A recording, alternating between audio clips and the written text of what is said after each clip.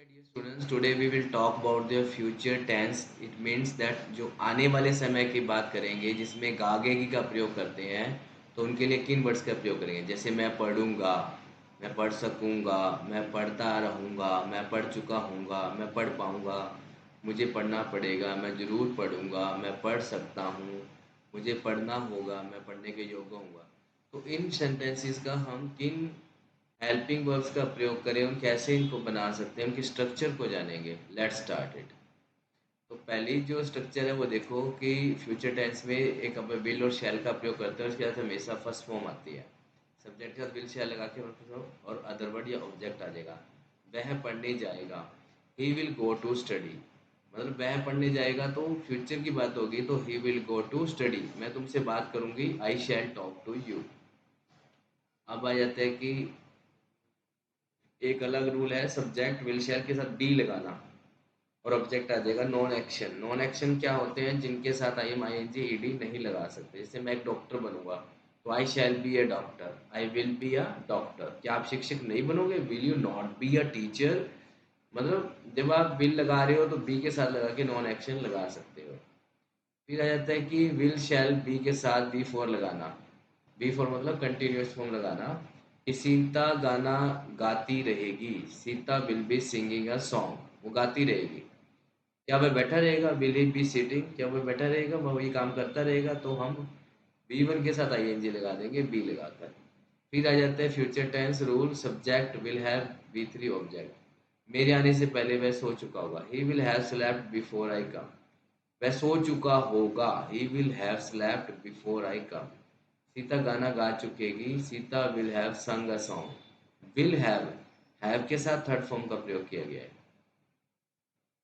फिर आ जाता है कि करना पड़ेगा, मजबूरी की बात आ जाएगी तो subject will have to V one object लगाएंगे। मुझे पटना जाना पड़ेगा, I will have to go to Patna, I shall have go to Patna. Ram को आज्ञा माननी होगी, राम विल हैव टू अबे अबे, राम विल हैव टू अबे। मजबूरी है।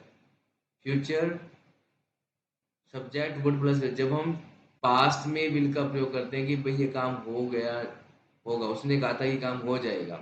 जैसे कि उसने कहा वह इंग्लिश सीखेगी, she said that she would learn English. उसने कहा था कि वो इंग्लिश सीखेगी। मैंने फैसला किया मैं वहाँ जाऊंगी, I decided I would go there. Past आ गया तो फ्यूचर की भी पास्ट फ्यूचर में वुड का प्रयोग करेंगे। फिर ये रहता है मैं योग्य हो जाऊंगा, ये काम कर सकूंगा। तो subject will be able to लगाएंगे, यहाँ पर एबल टू का प्रयोग होगा और वी वन का और ऑब्जेक्ट का यूज करेंगे। मैं अपना काम कर सकूंगी, I will be able to do your work, I will be able to do your work. वह मुझसे मिल सकेगा, he will be able to meet me, he will be able to meet me. या ये ले सकते हैं कि subject may be able to V one object.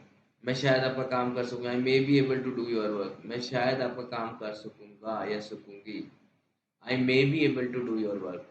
वह शायद पढ़ाई के लिए जा सकेगा, he may be able to go to study, he may be able to go to study.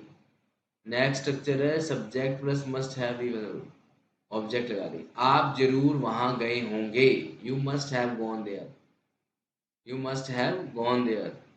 वह जरूर इंग्लिश बोला होगा, he must have spoken English. फिर आ जाता है subject may have to. May have to शहर से जाना पड़ सकता है,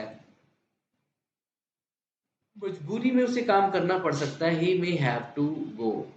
उसको अभ्यास करना पड़ सकता है आपको।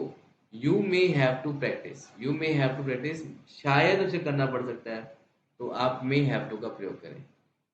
ठीक है। It was all about future tense. So watch the video and repeat the video. If you facing any kind of issue, comment if you want to get any other video which you want to know. Thank you for watching this particular video. Don't forget to hit the like button and subscribe the channel to get updated video. Bye bye, see you.